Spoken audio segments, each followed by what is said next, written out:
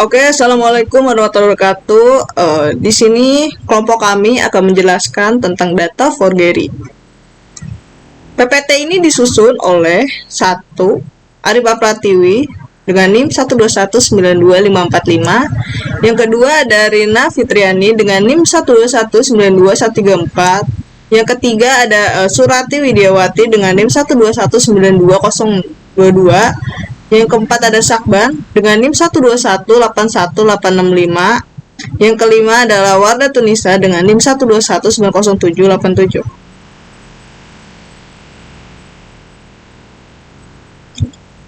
Oke, di sini saya Warda Tunisa, saya akan menjelaskan tentang latar belakang. Kemajuan teknologi membuka peluang kejahatan besar. Hal ini bisa dilihat dari banyaknya kasus yang datang ke pengadilan tentang kejahatan digital. Kasus yang ditangani adalah tentang penyalahgunaan teknologi seperti internet, hoax, fake foto, dan lain-lain. Salah satu fakta yang menyebabkan cybercrime adalah kebutuhan akan teknologi jaringan komputer semakin meningkat. Kegiatan komersial masyarakat menjadi hal penting dilakukan dengan menggunakan jaringan komputer. Ini bisa tersebar di seluruh negeri. Kegiatan dunia akan berlangsung selama 24 jam dan bisa dipantau selama 24 jam juga. Di dunia maya, aktivitas apapun bisa dilakukan. Hal ini berdampak positif pada kemajuan teknologi dan menambah kenyamanan bagi orang untuk bertukar informasi. Tapi ini tak luput dari dampak negatifnya. Perkembangan teknologi dapat memicu munculnya cybercrime. Selanjutnya untuk rumusan masalahnya, adapun rumusan masalah pada latar belakang yang tadi saya jelasin itu adalah yang pertama, bagaimanakah pengertian dan jenis-jenis dari kejahatan internet atau cybercrime. Yang kedua itu bagaimana dampak yang ditimbulkan dari tindakan pidana pemalsuan data secara online. Selanjutnya untuk batasan masalah. Batasan masalah yang dibahas dalam presentasi ini yaitu tentang data forgery. Selanjutnya untuk landasan teori. Yang pertama itu pengertian tentang cybercrime. Menurut Organization of Europa Community Development, cybercrime adalah semua bentuk akses ilegal terhadap suatu transmisi data. Artinya, semua bentuk kegiatan yang tidak sah dalam suatu sistem komputer, termasuk dalam suatu tindak kejahatan, secara umum, pengertian cybercrime sendiri memang biasa diartikan sebagai tindak kejahatan di ranah dunia maya yang memanfaatkan teknologi komputer dan jaringan internet sebagai sasaran. Tindakan cybercrime ini muncul seiring dengan kian gencarnya teknologi digital, komunikasi, dan informasi yang semakin berkembang.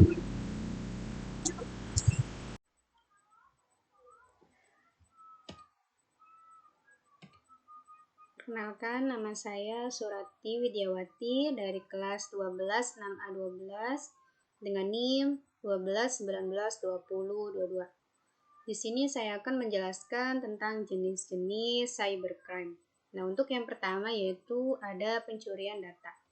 Pencurian data merupakan salah satu kejahatan yang dilakukan untuk memenuhi kepentingan komersial. Karena ada pihak lain yang menginginkan data rahasia pihak lain. Untuk yang kedua, ada cyber terrorism. Merupakan tindakan cybercrime yang sedang banyak diperangi oleh negara-negara besar di dunia, termasuk di Indonesia. Pasalnya, aktivitas cyber terorisme ini kerap kali mengancam keselamatan warga negara atau bahkan stakeholder yang mengatur jalannya pemerintahan. Untuk yang ketiga ada hacking. Hacking ini tindakan yang sangat berbahaya yang kerap kali dilakukan oleh para programmer profesional yang biasanya secara khusus mengincar kelemahan atau celah dari sistem keamanan untuk mendapatkan keuntungan yang dapat berupa materi atau kepuasan pribadi. Misalnya, seorang hacker yang diberi tugas untuk melacak keberadaan seorang buronan atau hacker yang bekerja sama dengan pihak berwenang untuk memberantas aktivitas ilegal di ranah digital. Untuk yang keempat, yaitu carding, adalah istilah yang digunakan untuk menyebut penyalahgunaan informasi kartu kredit milik orang lain. Yang kelima, yaitu ada phishing. Kejahatan ini merupakan kejahatan online yang paling ringan. Hal tersebut salah satunya yaitu karena pelaku device biasanya menyasar website-website non-profit seperti situs pemerintahan, sekolah, maupun universitas. Untuk yang keenam yaitu ada cyber squatting. Kejahatan ini begitu familiar di kalangan pengguna di tanah air. Wajar saja memang pasalnya tindakan penyerobotan domain sendiri memang memerlukan modal serta kejelian yang tidak dimiliki banyak orang.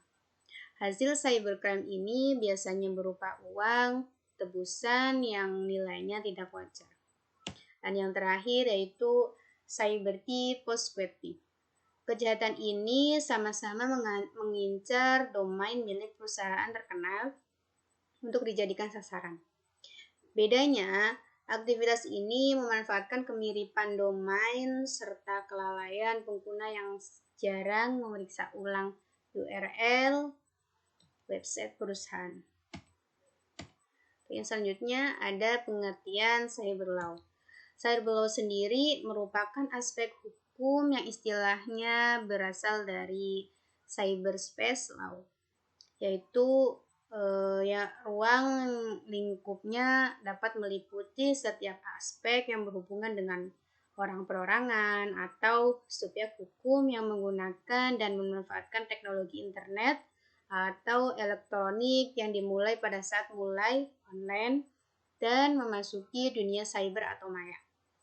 Pada negara yang telah maju dalam penggunaan internet atau elektronik sebagai alat untuk memfasilitasi setiap aspek kehidupan mereka, perkembangan hukum dunia maya sudah sangat maju.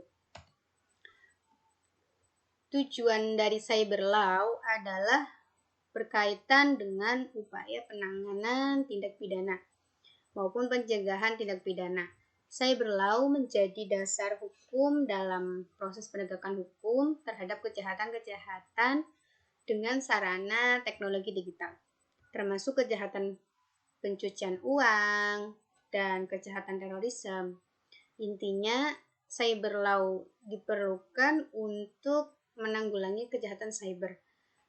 Munculnya beberapa kasus cybercrime di Indonesia seperti pencurian kartu kredit, hacking beberapa situs terkenal, menyadap transmisi data orang lain, misalnya email, dan memanipulasi data dengan cara menyiapkan perintah yang tidak dikehendaki ke dalam programmer komputer. Untuk penjelasan yang selanjutnya akan dijelaskan oleh teman saya.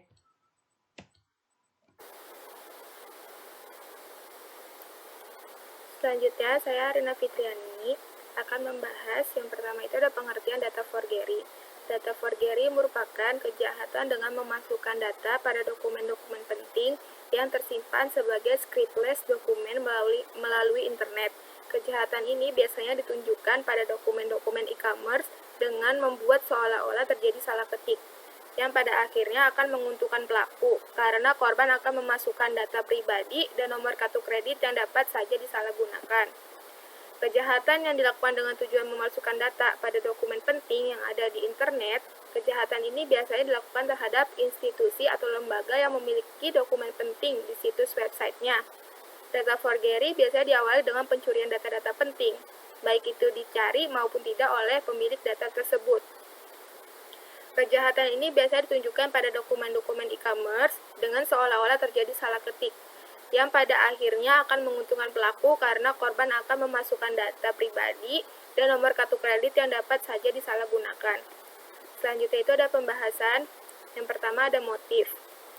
Misalnya, mencari informasi untuk login ke akun Shopee. Motifnya, biasanya pelaku akan membatalkan pesanan yang sudah kita buat sebelumnya ke toko phishing, ataupun pesanan lain yang sedang diproses. Dana dari pesanan yang dibatalkan akan dikembalikan ke saldo ShopeePay kita.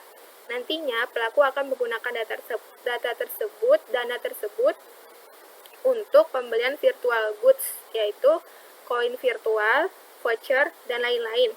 Transfer ke ShopeePay pelaku sampai pembelanjaan offline ke merchant.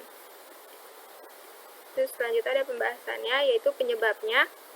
Adapun faktor pendorong penyebab terjadinya data forgery yaitu sebagai berikut. 1. Ada faktor politik. Faktor ini biasa dilakukan oleh oknum-oknum tertentu untuk mencari informasi tentang lawan politiknya. Yang kedua, ada faktor ekonomi. Faktor ekonomi karena latar belakang ekonomi.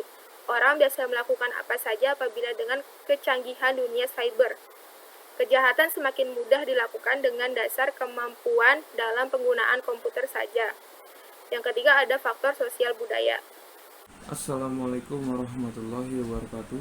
Perkenalkan, nama saya Sakban dengan NIM 12181865.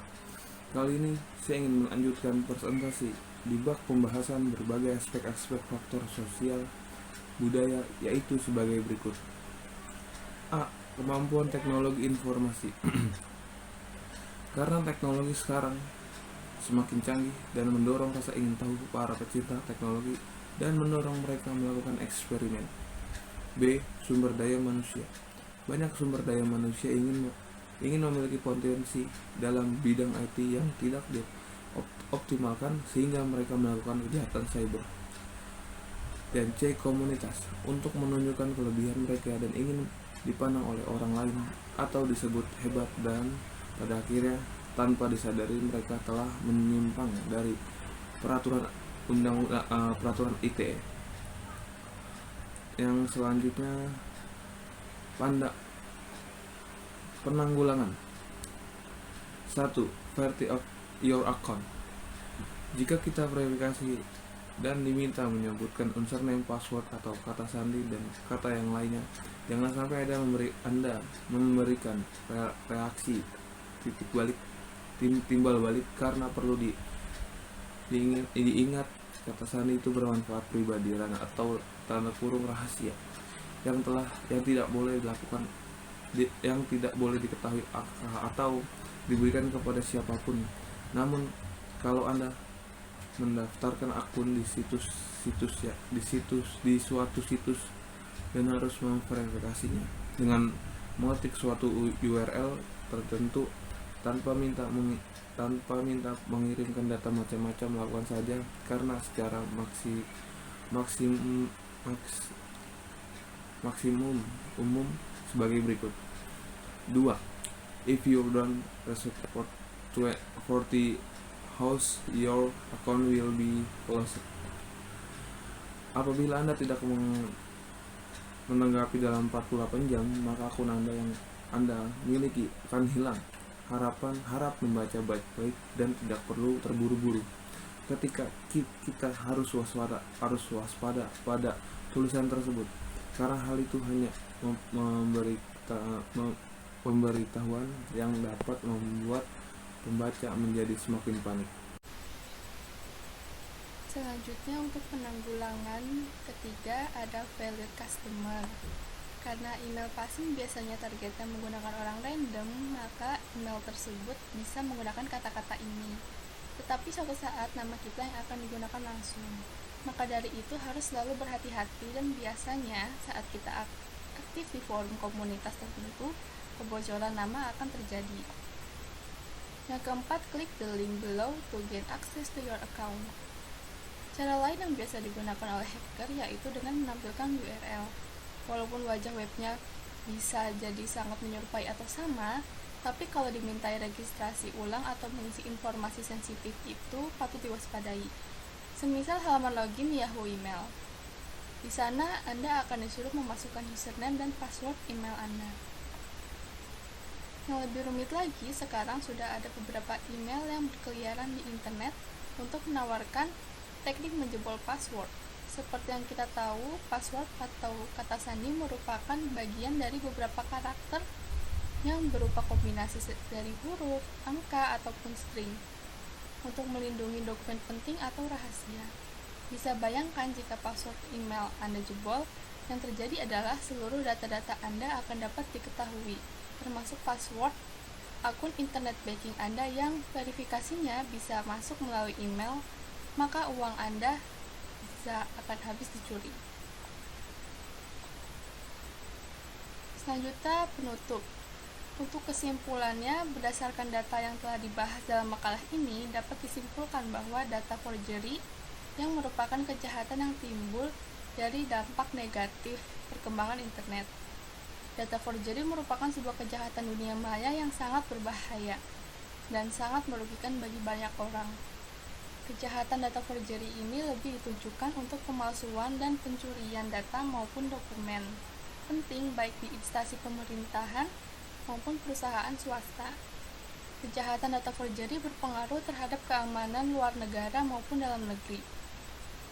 Semakin sering tindakan kejahatan yang berhubungan dengan penggunaan teknologi membuat para kalangan menjadi resah. Untuk saran berkaitan dengan data forgery tersebut, maka perlu adanya upaya untuk pencegahannya. Yang perlu diperhatikan adalah sebagai berikut. Yang pertama, ada verifikasi akun yang kita punya secara hati-hati. Yang kedua, dalam menggunakan e-commerce harus lebih berhati-hati. Ketiga, update username dan password secara berkala. Keempat, rahasiakan password atau kata sandi kita.